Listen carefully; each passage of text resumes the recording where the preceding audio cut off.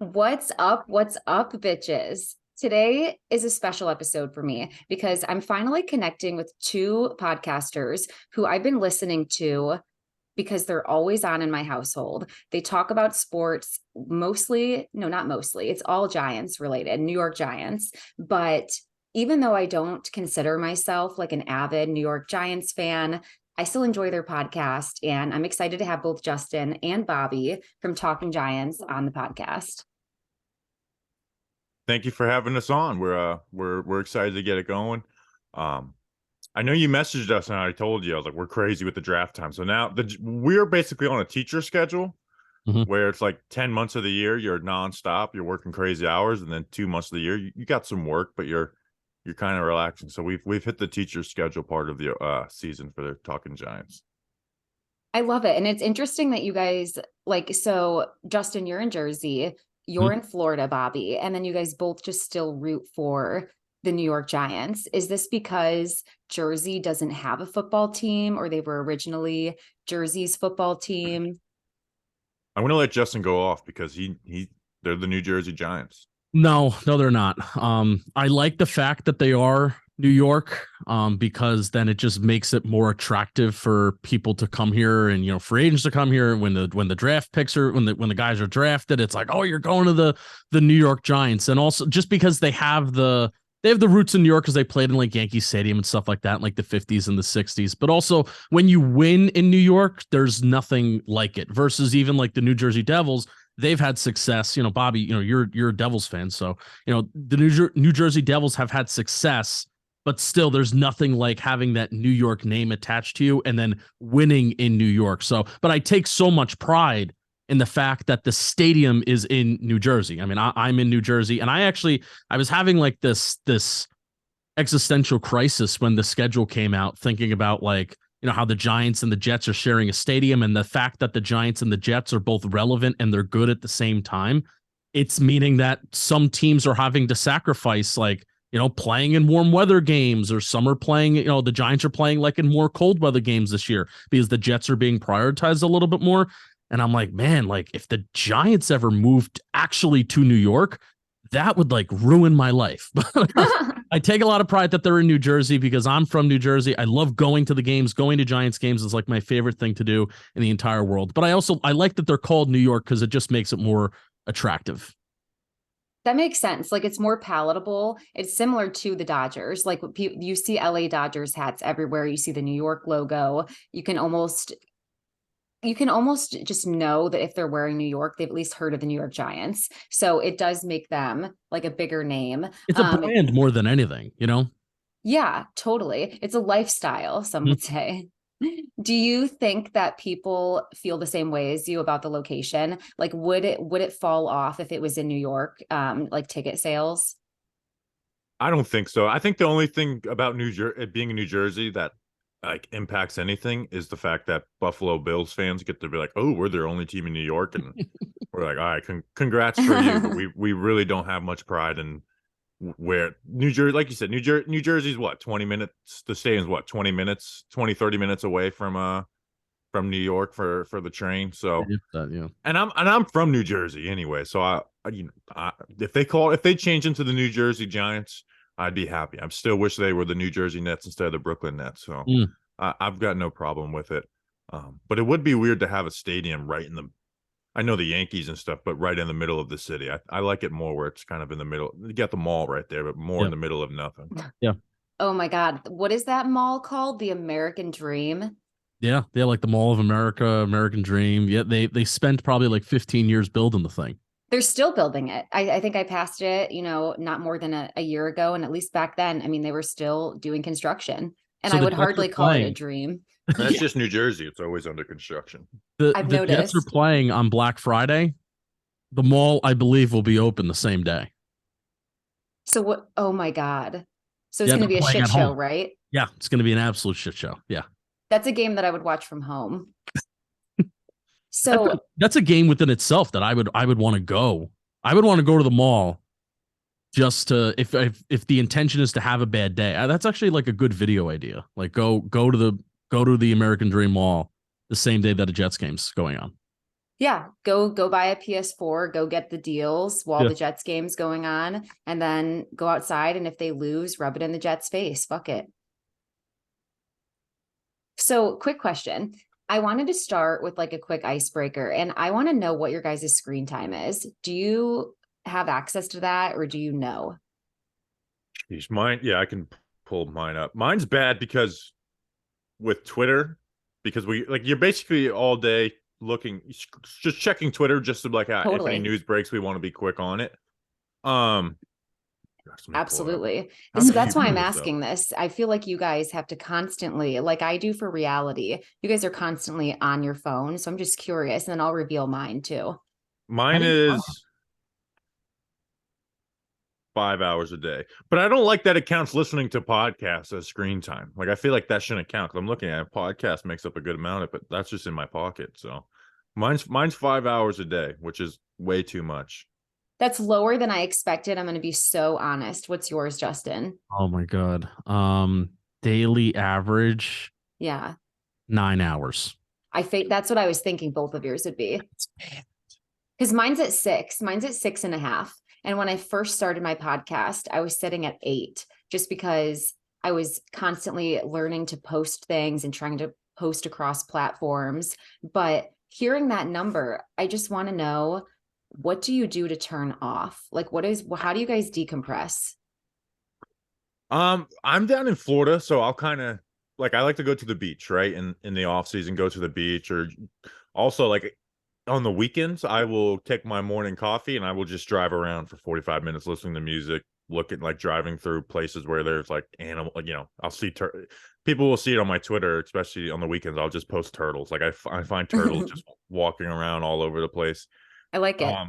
So doing that, and but if just go somewhere, it's just going to the beach would be my main thing. Where I'll just go out to the beach for a couple hours by myself, listen to music, which counts against my screen time still, which annoys me. But that's probably my main like getaway thing is to go to the beach. Okay. And how often did you say you're doing this? Now that, like I said, we're in the teacher schedule, now I'll start going a few times a week. Great. In season. In season, it's very hard to have any time to decompress. It's basically Saturday's the only day to do that. So Totally.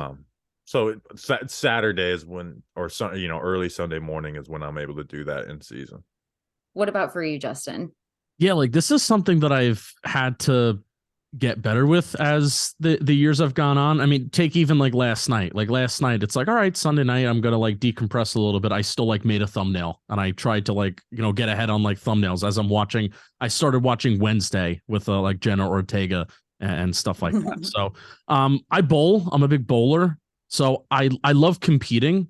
Like even like in my job, whether it's like, oh, we're competing with other shows, even some like competing with like other shows in the company, and kind of wanting to prove yourself. I love competing, so I bowl in a bowling league, so that's like the time of week that I really get to decompress. I also love driving too. That's something that Bobby and I really have in common. Like I really really love driving. I'm still very close with like my high school, so I take time to like go see like some of their sports, and I used to work at my high school too, so I know some of the people that are there. So I go and I just relax and watch some high school sports and things like that, and then I drive to Jersey City, ultimately getting there. So bowling and watching some St. Peter's Prep athletics. That's kind of how I decompress a little bit.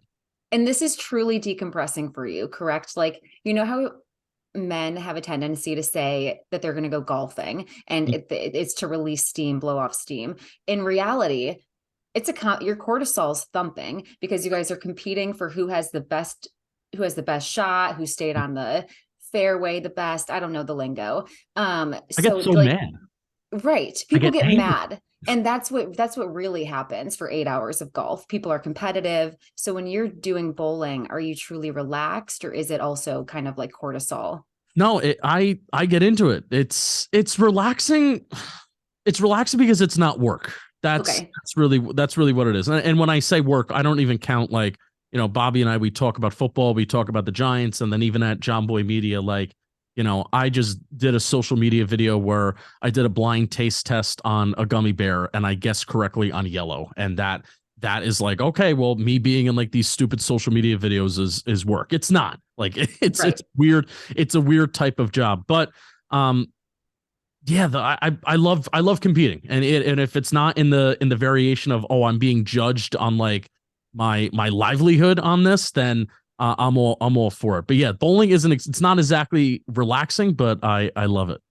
I get it. I think that it's very hard for men to find something that's truly relaxing in the same way that it's hard for women to have a hobby that you don't feel like has to produce revenue or be Mm, productive. right. So I think that both men and women really kind of share a similarity there, and idle time being hard. And I need to have like the Bobby approach of going to look at turtles, taking a walk in the park. Truly just being off of your screen is so therapeutic though.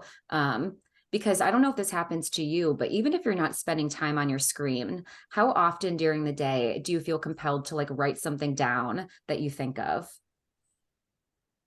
Oh yeah, even when it's like if you're at home, like Justin said, like create a thumbnail, I'll just like start like just like 30 minutes ago, I was getting ready, did something for our Patreon, and then I literally went and compared March's numbers from last year to this year for our podcast and compared and checked the percentage. So your mind's kind of always on it when you are in content job. Like again, it's just always in on your mind. You're always thinking of ideas and stuff, which is um I guess kind of it's the good, and like it's a obviously it's like a dream job, but that's the part of it where it stinks a little bit, is like your mind is always on it, and then like you said, checking your screen time. Right. Where before I worked this type of stuff, it was like you did your job, you went home and did kind of whatever you want. Totally. Didn't think about it. Do you have anything to add to that, No, Justin? I mean, really, it's even when I'm not on and I'm not necessarily like clocked in, I'm thinking about, well, how can we improve here? How can we improve there? What's coming up here? What's coming up there? And especially when your job is mostly centered around social media, like there would be, before I kind of had like this full-time position that I have now, I would be like, I need to have like 1 to 2 impactful tweets and posts every single day. And it would have to hit, it would have to do numbers, it would need to be something of substance, something that makes me stand out. And especially this time of the year, it's the toughest time to do it because, especially now, it's the basketball playoffs, it's the hockey playoffs, the baseball season is in full swing. So I would like hold myself accountable to that. And now it's like, you don't need to do that. If you don't put out an impactful tweet, even if it's a Saturday and Sunday and you don't put out something that's truly impactful, don't stress it, but it's still on your mind, and your brain is still thinking of, how can I make a meme? How can I do something that's maybe funny that'll catch people's attention? Because that's ultimately what our jobs is to do. Our jobs is to kind of catch people's attention, and to gain an audience. So if you're kind of not doing that and you're not thinking of it, you're kind of not doing your job. But there's a separation that does need to exist, and there's boundaries, and it's tough to establish those. It took me like years to really kind of do that. I'm so glad I got to ask you guys about this because I listen to your content. I see how consistent you are with it. It's part of what motivated me to like reach out to Jomboy. Like on the side, like I would love to work with a company like Jomboy that like gives their creators space to like actually have their own show, because I feel like you guys take really great accountability and responsibility at knowing that Talkin' Giants is yours, and you guys promote that, are constantly thinking of content, looking for that information, bringing the best relatable relevant news. And that's your forte, like that's what makes you special, and you're given the space to do that. But with that comes, you guys could burn out so easily. And so I was just wondering, because I experienced it myself and I'm new. I'm an Aquarius too. I don't know what your guys' signs are. Do you guys know? No, I don't. When are I you don't. born? January. Okay, so Only what, late or January or early? Late. I don't. If really. Jeff Foxworthy probably knows my sign better than I do. You're probably an Aquarius too. Late January, early February are Aquarius. So you probably are too. What are you, Justin? That Jeff Foxworthy thing was good. Here's your sign. I'm a Pisces. Okay, so both of those signs are very cerebral. So already those signs are always thinking. So I'm the same way. If I'm not thinking of content, I'm doing content. If I'm trying to enjoy a show, a thought pops in. How could I make this funny? What should I say about this? But tips for preventing burnout. I like that you guys both have, your lanes that you try to do. And it's important for your audience. I hope some people listen to this and hear like all of the hours and all of the work and all of the mental space that your content takes up. Yeah, for sure. But like, it's our job, and that's where we're lucky. We're lucky that Absolutely. there were years where it was like, oh, is this actually going to kind of like fully work? And because of our audience, and because they've followed us, and they've interacted with us throughout the years, and there are times where we say, we need you to show up here physically or metaphorically. We need you to physically show up here. We need you to metaphorically show up here. And I think we all, we did it too when when you talk about burnout. We did it too when the team has been bad. Like the Giants have been a bad team, and we've ultimately found, this is kind of unfortunate, but when the team wins, ultimately our numbers and our output is going to be better, and when the team loses, it's gonna be a little bit less, and it's gonna be worse. So but we have done it, and I think we have proven that we can have this community, we have this base, we have this base of people, and it's only growing, despite the team being so bad the last couple of years. And I think that's just a testament to our work and what we do. I agree 100%. And that alone can burn people out. Like I have some questions I'll throw in later, but I think that sports fans and athletes have a lot of mental like turmoil that you could get into if your team's in a slump. Like it's bad enough that you find joy from watching them. So when they're not doing well, it kind of kills the joy that you were searching for. But then the way that it's so common is shit talk to other fans. Like if it's not already, you're feeling bad, like someone's going to rub it in your face, whether it's like on Twitter or in person. It's like, well, fuck, I just want to be good. Yeah, and that's before we were doing the show. Like when the Giants lose, it sucked, but it's like you just like, all right, work tomorrow. Yeah. Now, like this year was a good year, but the first game of the season, they were down 14-0 at halftime, and it looked really bad. And me and Justin are like, how are we going to do another year of covering a team like this? Like and now they turned it around and had their best season in a long time. But that's the main thing, is it makes you not want to work, like talking about the same bad team.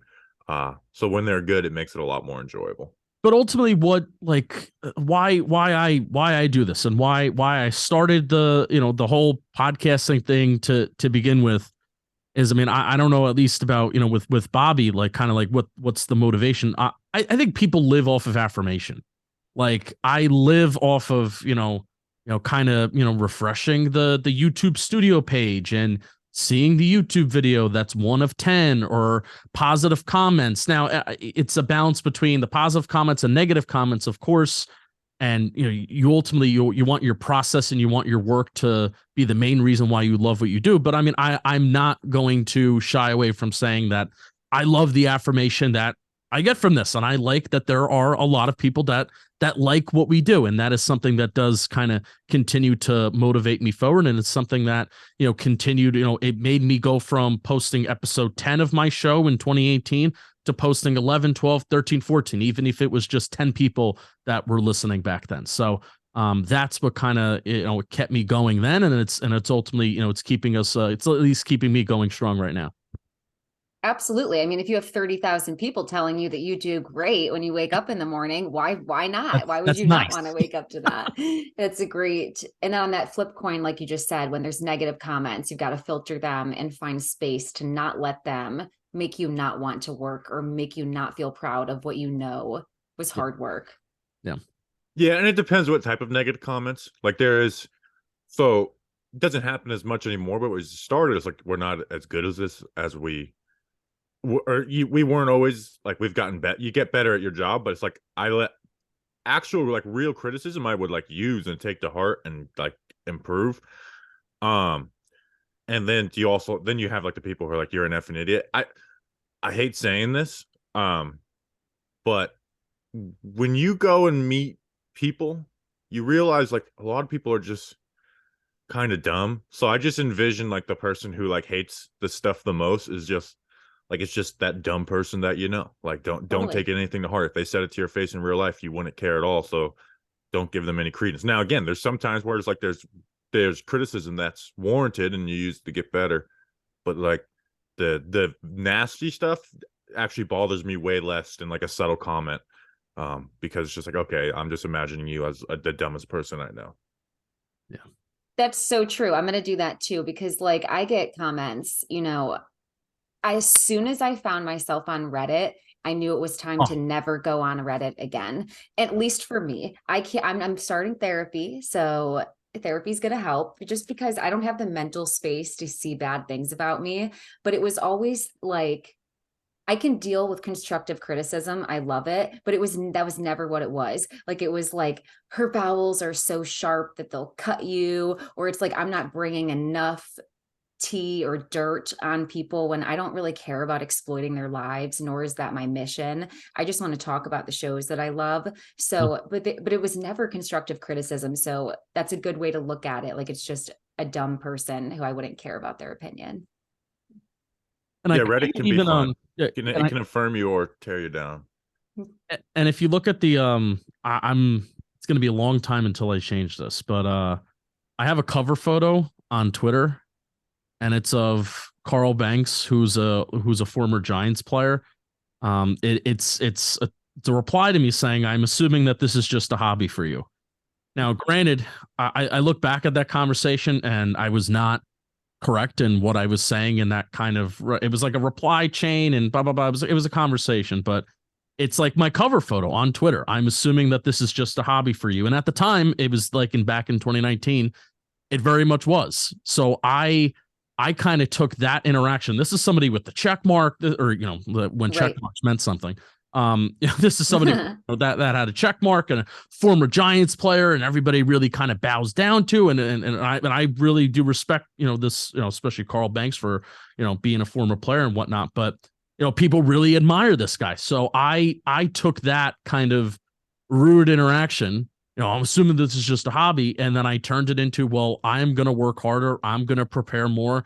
And I'm going to make sure that if there's ever a situation where we're interacting again in another conversation, that I'm going to be ready and I'm going to out-prepare. I'm going to outwork and I'm going to outsmart you. So, there's even certain instances where, maybe not necessarily the Joe Schmo, but the criticism that you even get from like other quote unquote media members, where that can kind of, make or break you in a kind of way. So I like that you used it to motivate yourself. I think that that's a good way to use things. I will screenshot insults I get sometimes just to see if I can change them, and keep in my photos just in case something like that happens for me.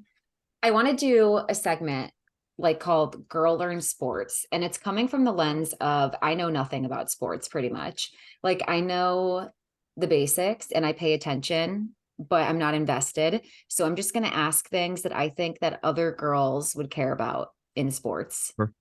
Sounds good. So the first question I have is, why can't football players, especially the draft picks, when you guys have new draft picks, why can't they have a walk-up song like baseball players do? And just to give an example, you guys just got John Michael Schmidt. So what's the reason that when he comes on the field, there goes John Jacob Jingleheimer Schmidt? Woo, woo. Like, why can't they do a cheer for him? And why can't he have his own song? There's just so many different like they don't. I guess they actually did. Justin knows because he goes to more home games. They just started bringing out player intros, so maybe they could do that for that. But for a long time, they would just all come out of the tunnel at the same time, and there was like no individual part of it. And then you just get some chants here and there. But everyone likes like having their own walk-up song. Like, everyone has thought in their head, even if they play baseball or not, like, this is what my walk-up song would be. 100%. Yeah, I would say out of all like the major sports, maybe besides hockey, but even hockey, there's some superstars that you'll watch. You'll watch Sidney Crosby, right? Like a specific game for a specific player. But football's like so team centered, very, very team centered. It is quarterback driven in terms of the like how good of a game it is. If you have two quarterbacks that are playing each other, odds are that game is going to be super entertaining to watch. But it is so team centered where if I'm always going to root for the Giants, and if my favorite player on the Giants, if he wounds up, if he walks out and he leaves, I'm not going to switch my allegiance. Like I may not even, I'll check in on that player every once in a while, but I probably won't even watch him on Sundays because the Giants are just their team. So basketball, you'll follow LeBron from A to B, and things like that. So very team centered. So that's why I think the NFL, or at least the Giants, they haven't embraced kind of the individuality of things at times. And I don't know if this is just hearsay because again, I don't know anything. I don't know anything. But also I feel like the Giants don't love someone who's like the center of the spotlight. And maybe like Saquon would be an example. No, not Saquon. Who went to the Browns that used to play for you? Okay, so Odell. So he's a superstar. The media wants to keep up with him. I feel like the Giants don't want someone that the media wants to keep up with. They want a Daniel Jones who's so boring and you can't find anything out about him. Like Daniel's not out at the clubs. Like the Cleveland he actually player is, but he does a great job at keeping a low profile. Okay, there we go. Unlike Johnny Manziel. Like right. Daniel Jones is like he parties harder than people give him credit for.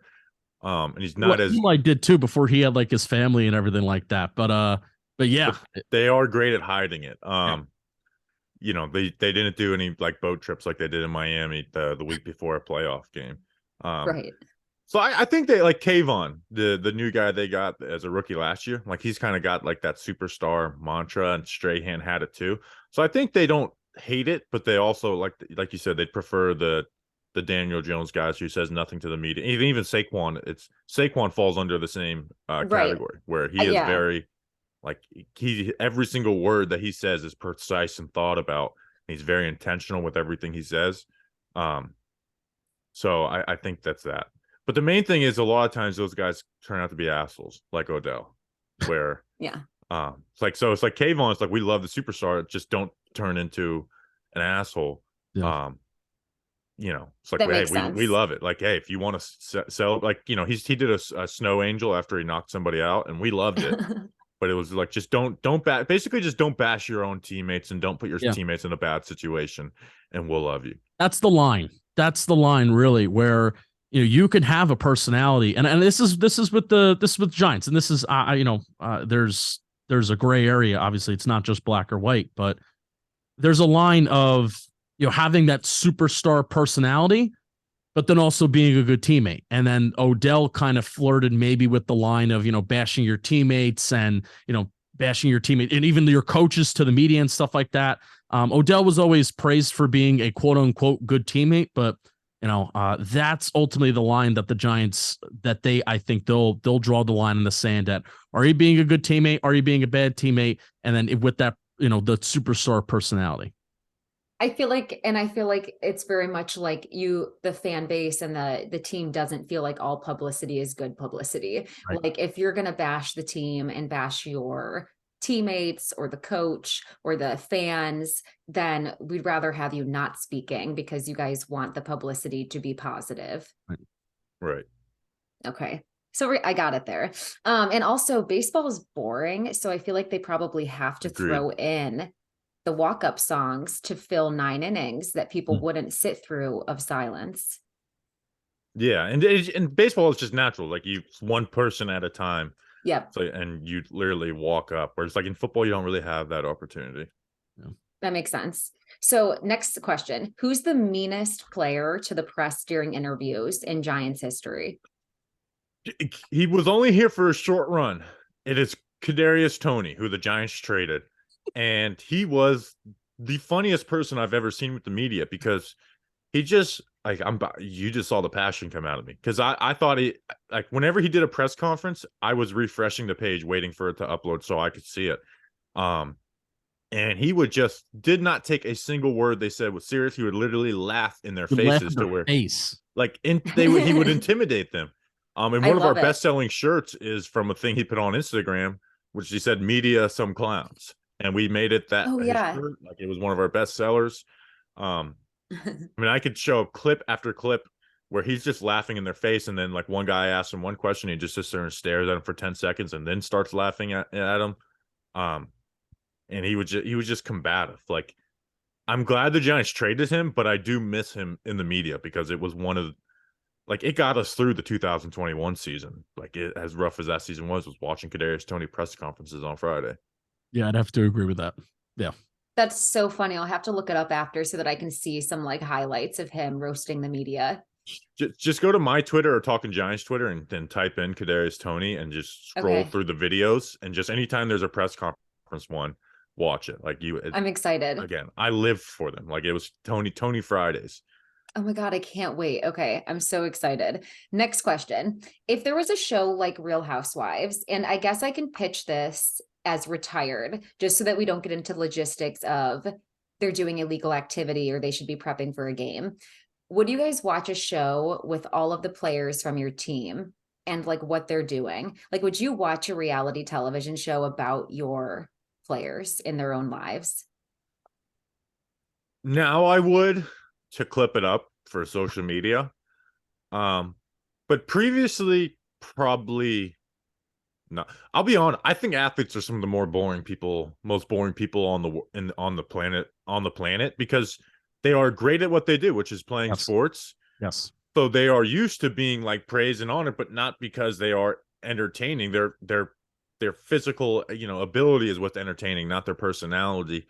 So, like, as we grow as like a show and Jomboy Media trying to football, it's like the idea of like having a professional athlete come and joining, like a former professional athlete joins us, in which we're open to, but we are extremely picky because most athletes you listen to when they start their own show, they're very boring. They don't offer insight. They don't have like that drive. Now, again, you get the rare ones who do, like Michael Strahan. You've seen the career he's made. Yeah, it's crazy. For himself, and when they do, it's a lot easier for them because they already have that pathway of having a big following.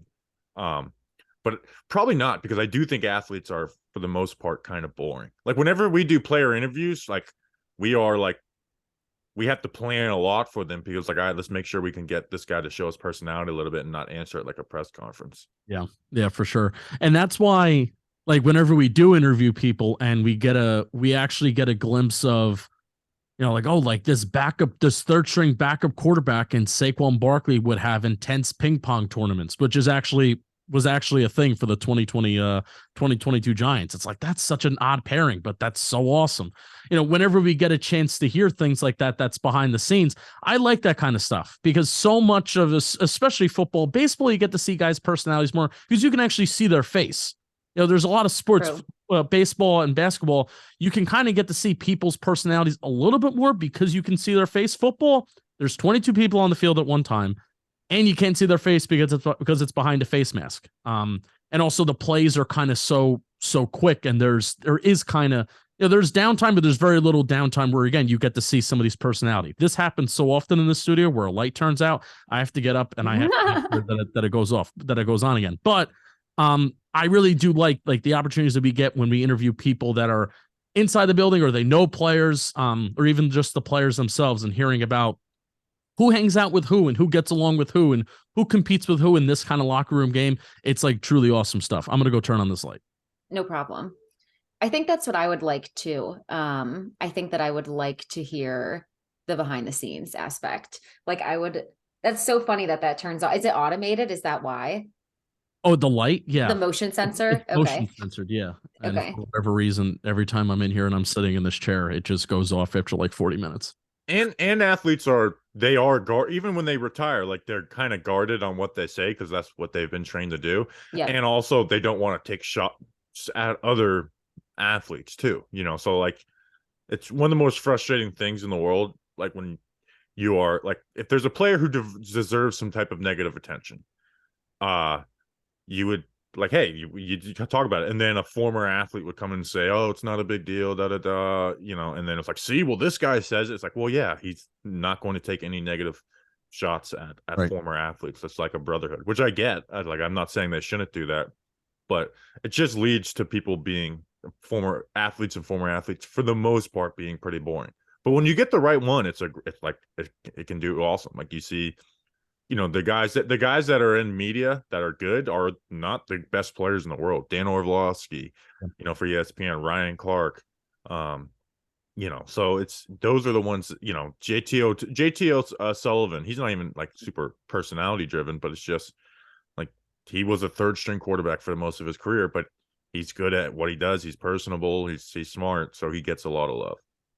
What about Jesse Palmer? Was he an athlete as well, the host of Bachelor? Yeah, he was a third string Giants quarterback for a long time. So I was pretty young when he was on The Bachelor, but I've heard him talk about it. And he's host now. Like he's the current host of The Bachelor, and he's hilarious. I didn't know that. I've heard him tell the story of like he had it planned to go on, and the head coach Jim Fossil at the time was totally okay with it. And then they fired Jim Fossil and they hired the most hard ass coach in the world in Tom Coughlin. So he was like panicking about like having to miss some like off-season activities to do it. And then Coughlin went up to him and was like, "Hey, what happened?" Like was talking to him about the show because all the players were talking to him about it because all their wives loved it. Oh my God. He took Chris Harrison's job? Yes, he did. He took Chris Harrison's job. I love Chris. Oh, Chris became a problem. You guys probably don't know that because you're out of touch. He's the guy who got fired for what did he get fired for? He defended racist behavior. Chris I don't like Chris. Never mind. No, and he Justin was problematic. No, yeah, Justin, we're gonna have to wheel that out. No, so now that you know the problem, no, he defended racist behavior, and then he was like very minimizing to Rachel Lindsay, who was a former Black bachelorette. When she was sharing her experience, he was very much like trying to explain why a white antebellum South party is okay. And like it's only not okay now, but it was like okay like 3 years ago. So it just came out terrible because it was terrible. And Jesse Palmer got his job, and his season, allegedly, he had sex with like people all through the season. Like he was like one of the most like on it bachelors. Yeah. He was the host, you said.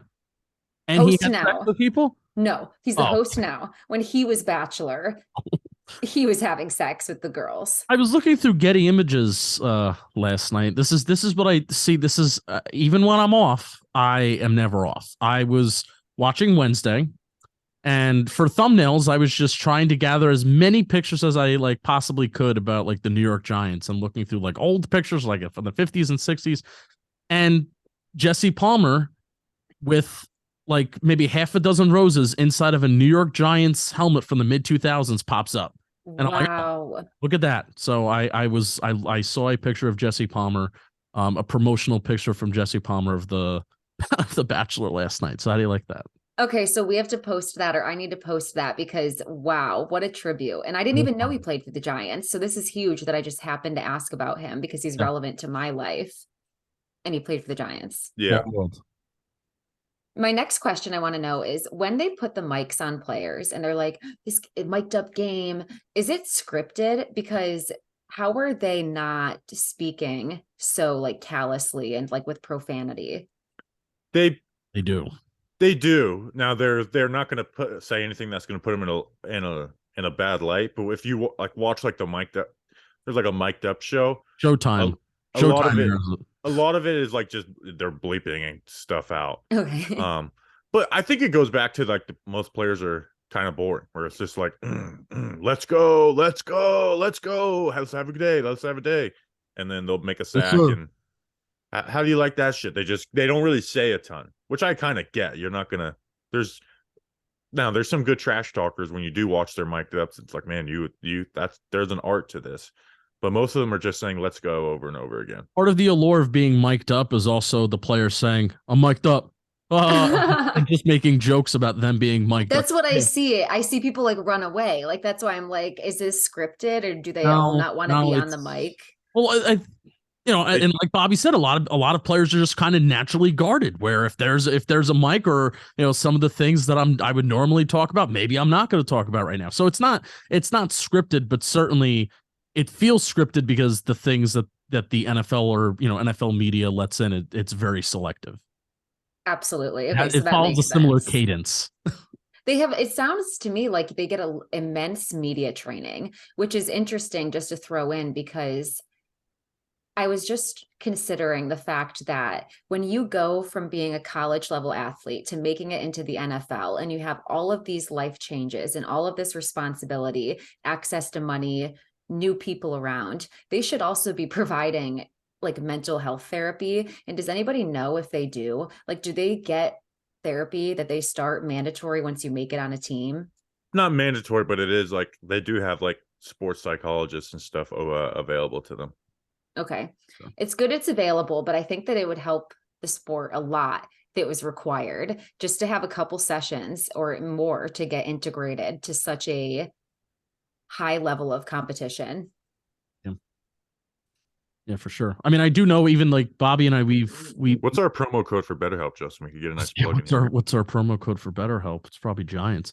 But I do know that there's people that we even meet at the Senior Bowl too, where you know, where their job throughout that week, and the Senior Bowl is where a bunch of college prospects, they'll go to Mobile, Alabama for a week, where, you know, front office executives and coaches get to watch them, you know, before the NFL draft. And there's guys that are there that will meet with prospects that's just be like, hey, you are about to get a boatload of money. You know, here's how you can kind of manage it. And also knowing that there's probably going to be a lot of people who maybe want a piece of that pie, or who's, you know, how you can kind of handle that, who, you know, who to surround yourself with. It is a lot. I mean, it's kind of crazy. Like that's something that I really like think about a ton about. You go from, you know, even the NIL deals, you know, these kids are still getting an insane amount of money, but even like 10 years ago where you weren't getting that, then you just sign like this huge contract, your life kind of completely changes and so much changes around it. And that could take like a big mental load for sure. So that's a good point. Absolutely. And hey, if you guys know your promo code, you should say it. Do you guys know It's it for probably just BetterHelp? Giants. I don't know. It definitely is Giants. Okay, cool. So plugging that really quick, get therapy, everybody. I'm starting next week. How many paid? And this question, now that I know that they're boring, may be untrue, but I'm still going to ask. How many of the top paid professional athletes do you think are faithful to their wives? That's a tough question. I know. Like less than 10%. It's pretty brutal. Like you hear story, like it's, I don't know. I don't want to put these. I won't say any names or anything, but it's just. I'll say it's not. I'd say it's probably less are faithful than aren't, because they're on the. It's just like it's a joke, but it's true about like athlete side pieces. Can you say any stories without saying names? Like, just because that's what we want as girls, we want the tea. Like what is have you heard anything? I just know they reach out to a lot of DMs is basically okay. Like nothing crazy. It's just Got it. Like if I'm in your city. Saturday night, basically the hotel. Yeah. You want to come to the game. Just kidding though, it's because like they will just like kind of watching. go through their follower list and just reach out to like what's your Snapchat? What's your Snapchat? Yeah. That's funny. That tracks. I've been messaged by a basketball player before, but never anybody from football. But it was just like that is how it went. What basketball player? Oh, I'm not going to say names. Okay. I'm going to get myself. I know. I almost went there. To see if I almost went there because I have loose lips, and then I thought, "Don't do that, Leo. That's terrible." Don't do that. What Giants player has the hottest wife? Oh. To be honest, their wives aren't really front facing, so I don't. Oh, they're not like you guys don't pay attention to that, really. Yeah, I don't. I don't blame you guys. Sterling Shepard, he divorced from his first wife, and then now I think he has a new girlfriend now. I mean, Sterling Shepard finds a way to beautiful women. Sterling Shepard's a good looking guy himself, but even for a guy that's, he's been around the run of the mill for a hot second in the NFL. 2016 he was a rookie, which is around that's around the run of the mill these days in the NFL. Not for long it stands for. He's got some beautiful women in his life, so I'm happy for him. Do you think that somebody like Eli Manning was faithful? Is he just a different breed because he's a Manning? Like, are they just like like a pure I would like family? I would think so. Yeah. Like Eli's perfect. Eli's never made a mistake in his life. Do not bring up any autographed jerseys or anything like that around me. Also, I think if Eli Manning I think it's like whichever player, like if a player got caught doing something, like what would be the fallout? Eli would have been insane. Like it would have been front page news where a lot of players where like it would make its rounds around social media, but it wouldn't be on the front of the New York Post. Eli Manning would be on the front of the New York Post, it'd be on the front of ESPN, to be on everything. So True. and Eli's perfect, so he would never do that anyways. Never. I hope you guys are right. I really pray. But when you guys say that 10% figure, I'm like, doesn't Eli ever fall into that? Wasn't he like a top paid athlete? Less than 10% is probably wrong. It's just okay. It's just you hear we can't stories. apply that number to Eli. That we weren't thinking of him when we asked that. He's number 10, so he falls in the 10%. Yeah. There we go. Going back to therapy, what do you think about just like a mandatory therapy session after a loss? Like if it's a big game, like why not debrief before you go home with a quick therapy session for the losing team? I think if I just lost the game, the last thing I'd probably want to do is have to have a mandatory therapy session. I would just want to just like, all right, let's go home, go see my family, and then we'll be back tomorrow to clean up the film. Okay. So it can be encouraged, but like mandatory, you would hate it. Yeah, mandatory. Like I'm just speaking from experience. If I had to talk to a therapist after a loss, I would be looking at the clock the whole time. Here's where I think it differs. Now, at the end of the day, it's their job. So you have a good day at work and then you have a bad day at work. But at the end of the day, I think if a lot of the guys, hey, if they get their weekly check, it's a somewhat successful week. I think for like maybe for the league, for the majority of the league that gets cut and they move team to team, the NFLPA should maybe be taking care of some guys that it's like, I am on my fifth team in 2 years. Yep. And I'm moving city to city, here to here, and I'm literally tearing this muscle. I'm tearing this, and giving it my all just to, barely make it in the NFL. And then even if it doesn't work and you need to make the decision to kind of hang it up, now where do you go from there? That's where I think, because it's these guys' lives. It is a game. Yeah. They are playing a game, but it's also like their lives and it's their livelihood. So if their livelihoods are kind of taken care of, I think winning and losing at the end of the day doesn't mean that much to them, even though it means a lot. But I think kind of just taking care of themselves and taking care of their families. That's like the main mental health thing that I think to keep an eye on. I agree with that completely. I think that's a good thought too for people who are transferring teams all of the time. Yeah. Why do you think that sports fans are like so inclined to be toxic towards women? And just to paraphrase, girls love like when a straight man comments on reality television. Like if I can find a TikTok where a girl's watching The Bachelor, Love Island, anything, and her boyfriend is chiming in, or she's explaining to her male friends like what the show's about, I love the commentary. I think a lot of girls do. If I comment on a Barstool Sports video or just like a sports video with my opinion as a woman, what do you think the like get out vibe is? Like, what is that about in sports?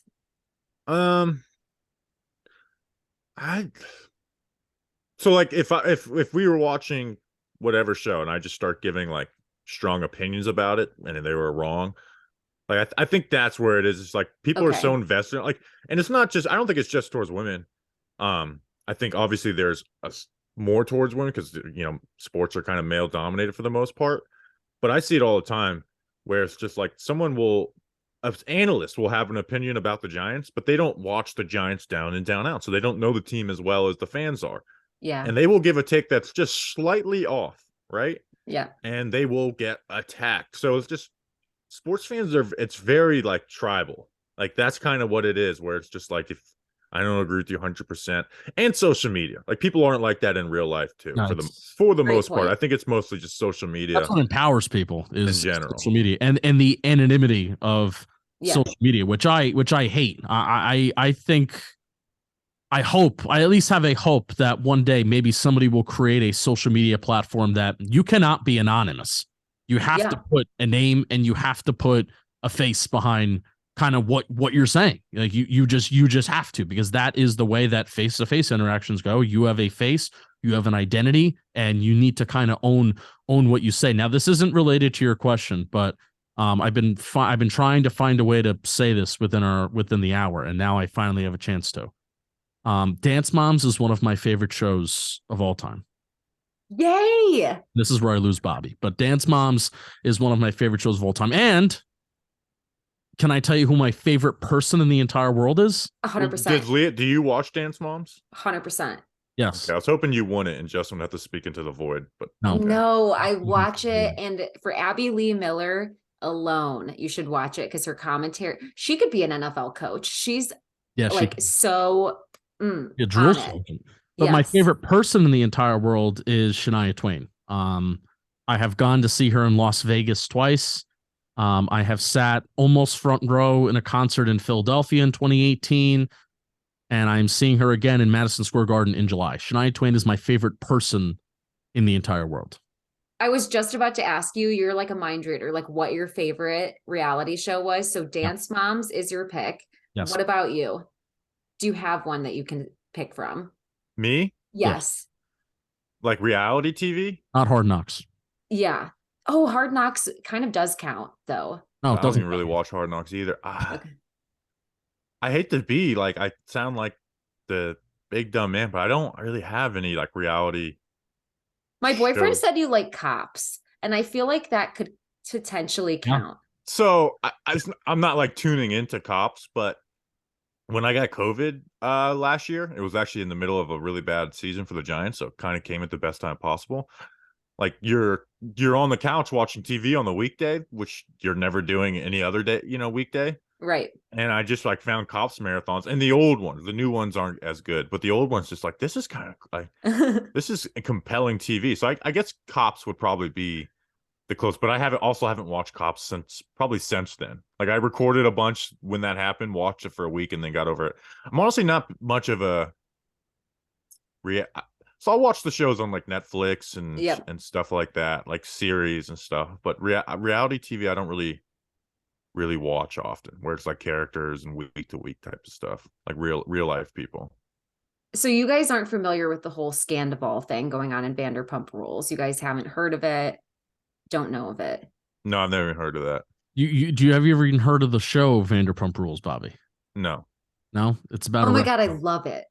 I love how you don't know anything about reality television. It's kind of like just epic because like I could just get your reactions on things, which I don't have time for today, but I would love to do that sometime to just like tell you about my shows and see a what great you think segment, of them. like explaining reality TV to Bobby. Yeah, exactly. Like, let me explain my shows to you and just see what you think of the dynamics of these relationships.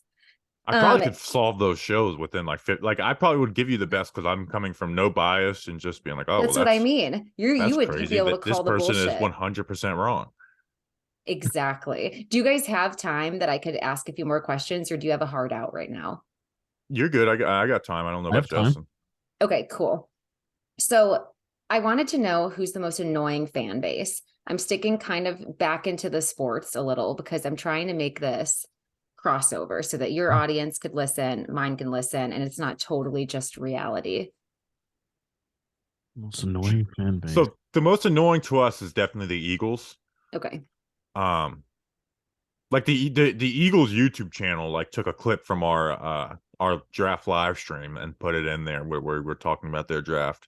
And anytime we say anything, they'll like a negative, they will like find it and quote tweet it a million times, which you don't think the Commanders are more annoying? I kind of have a respect for the Eagles.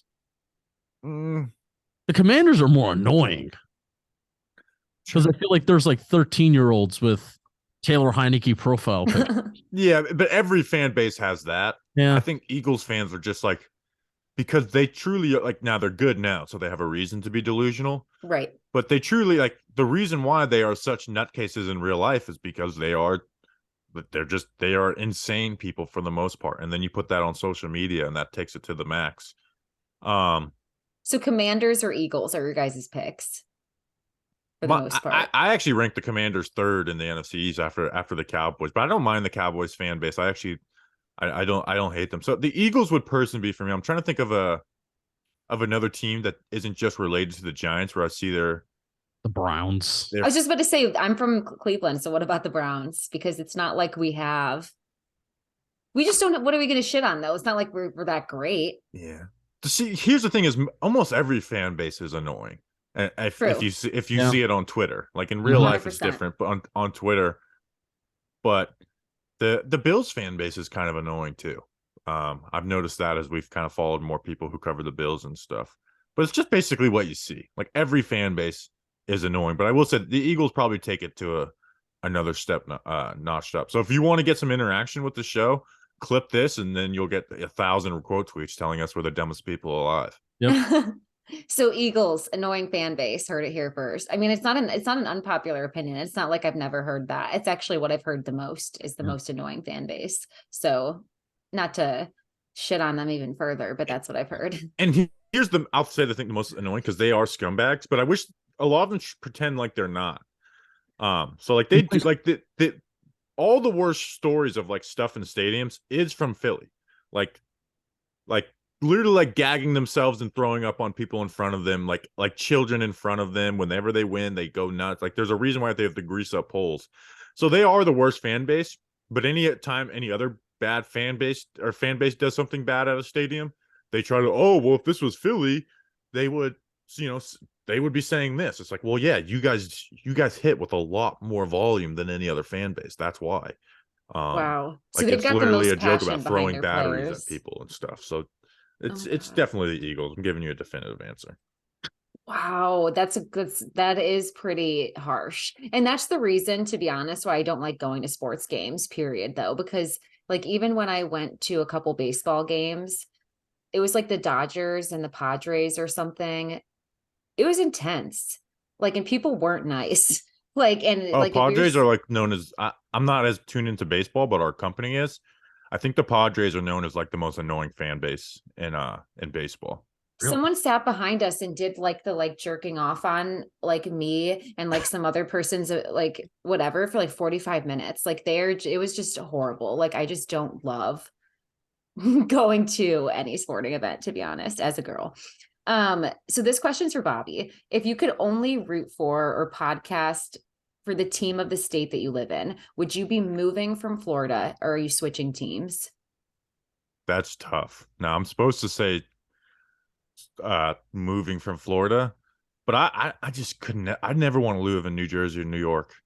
Um, I respect that. my family left there for a reason, so I would have to find a new job, which would suck. But you know what? I'd be the biggest damn Orlando Magic fan you could find. And maybe I'd start, join an Orlando Magic podcast or something. Okay, I respect it. What about for you? Oh no, I'm not asking you that, Justin. Sorry, I have a different question for you. Okay. If you can't support the Giants, what team are you picking? Oh, does it have to be in the tri-state area? It could be any team, Any team? but you can't support the Giants anymore. Yankees would be a cop out, even though I'm starting to hate the Yankees now that I'm working for Jomboy Media. The Yankees are driving me fucking insane. I'm kidding.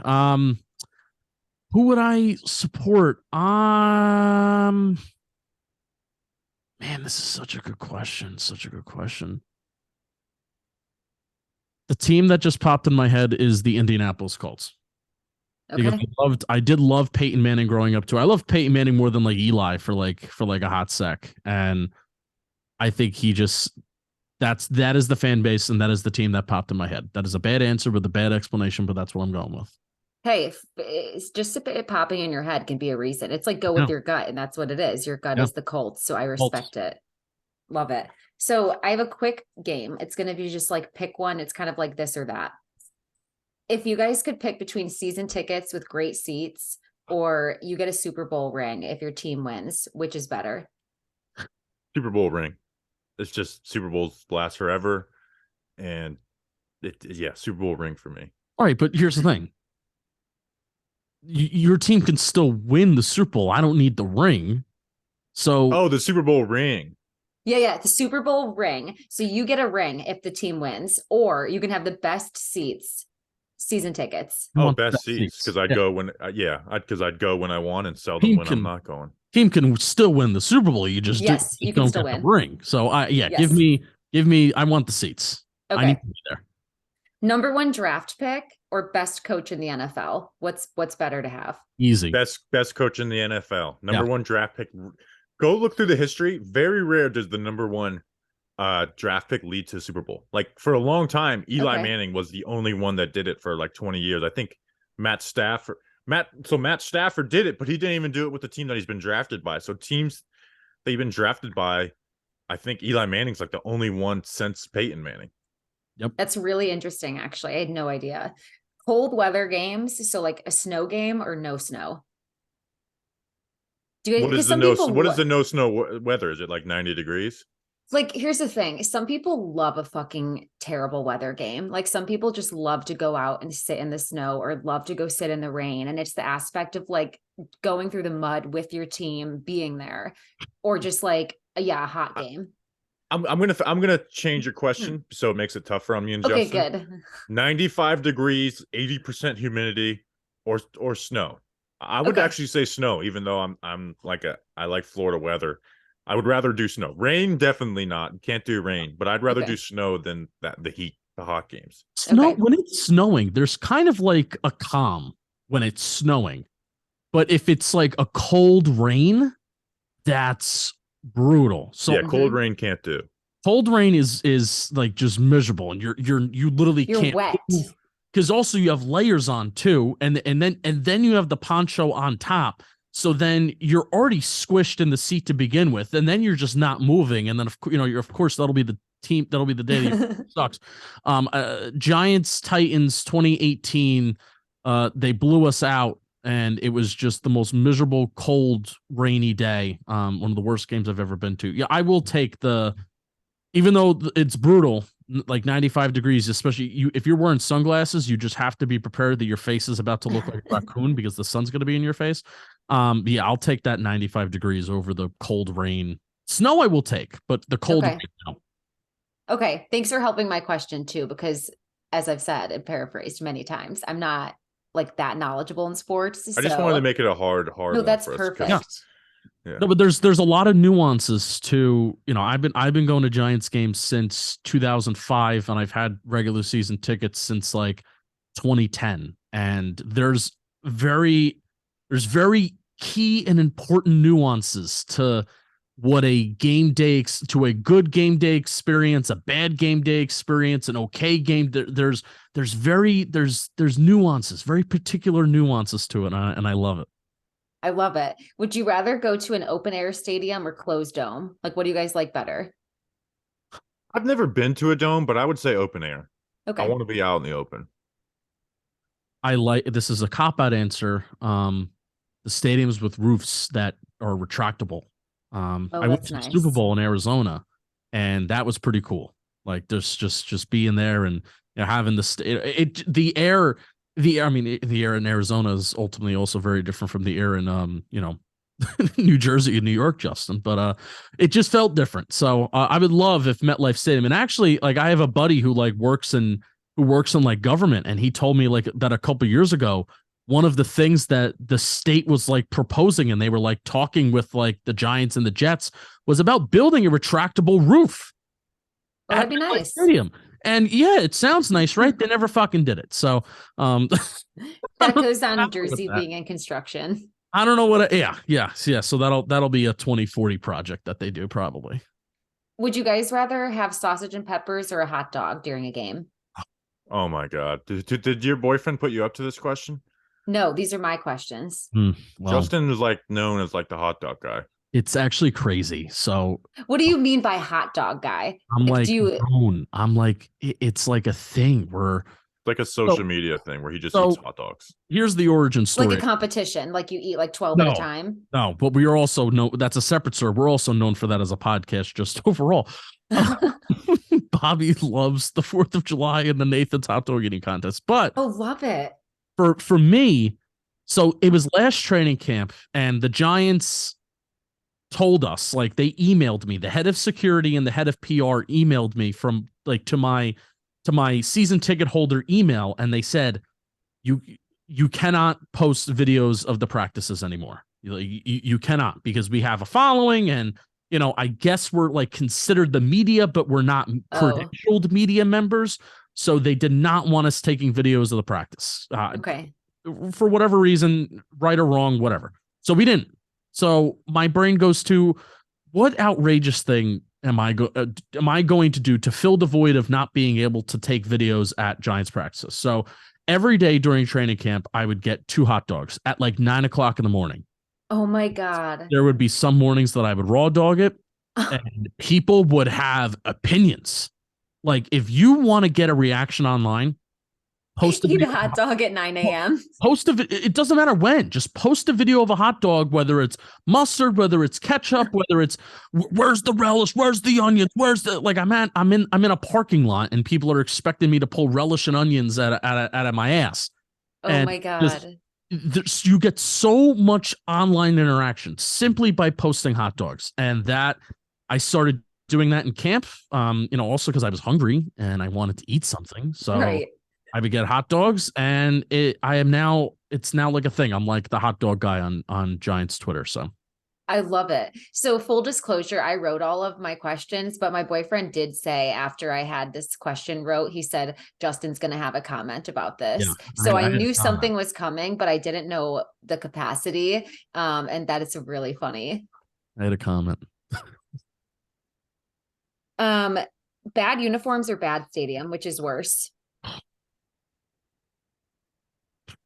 That's actually a good question. And I'm I'd talking say like bad ugly. stadium, because the bad stadium can ruin an experience. Bad uniforms are just they are what they are.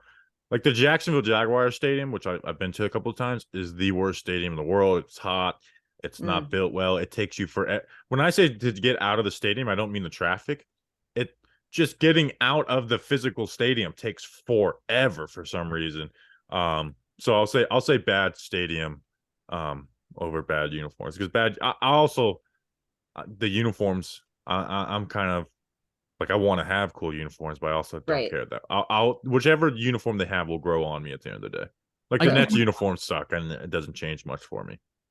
I give MetLife Stadium shit, and it's just because it doesn't have a lot of character. But at the end of the day, like, it's a good stadium as you can get in and you can get out of it well, and stuff like that. So I will say bad stadium, because if you have a bad stadium experience, just in terms of, number one, you lose the game, and then you can't get out of it, or it costs you a buck, an arm and a leg to It's get like in a and out. pile-on. So yeah, I will say bad stadium. And then I'll close with, would you rather lose to Philly or lose to Dallas every single time you play them? Lose to Philly. Lose to Dallas. At least Okay. there's not the regional. There's not they're not close regionally. Love it. I love your guys' differing answers. Thank you for entertaining my game. Thanks for answering all of my questions. I hope you guys had fun. If you guys have anything that you guys want to plug or say, and you're here towards the end, the floor is yours. I want to. Does your boyfriend like have a social media account where he cares about really, followers or anything? I want to plug him. Oh my God, no, he's just literally a normal guy. He's a chiropractor. So my boyfriend, Let's get him some business for the chiropractor. Is he out of Basking Ridge? he's in New Providence. So New Providence Chiropractic is his practice name. On Instagram, he's Dr. Schlo. If you There want we to look go. him That's up. what we wanted to plug. Yeah.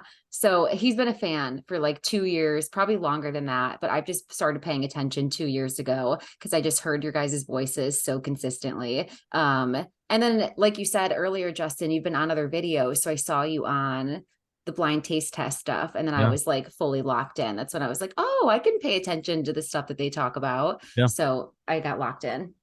For sure. No, thank you, Leah. Thank you. Can I say your boyfriend's name? Can I say thank you to him? Totally. His name's Christian. Christian. Yeah, I wrote down names. So thank you to Christian, because then this interaction wouldn't have happened either. And this was a lot of fun. Totally. Thank you guys so much. He's going to love hearing this. That's so cool that you guys gave a shout out. I can't wait to share this. If you guys want to like share it with your fan base for the crossover questions, you can. If you just tag don't, us and whatever. No problem. Okay, great. Thanks so much. And don't forget to follow them on Instagram. Do you guys have a TikTok? We do. We don't really post much on it though. Okay. So follow Instagram at Talkin Giants. No G on the talking. Yeah. Okay. Huge. It's either Talking Giants or Talking with a G Men. Like, I was going to give something away. We can't. Perfect. Yeah. And then you guys have a Patreon too. So subscribe to their Patreon. That'd be great. Yeah, that's a good one.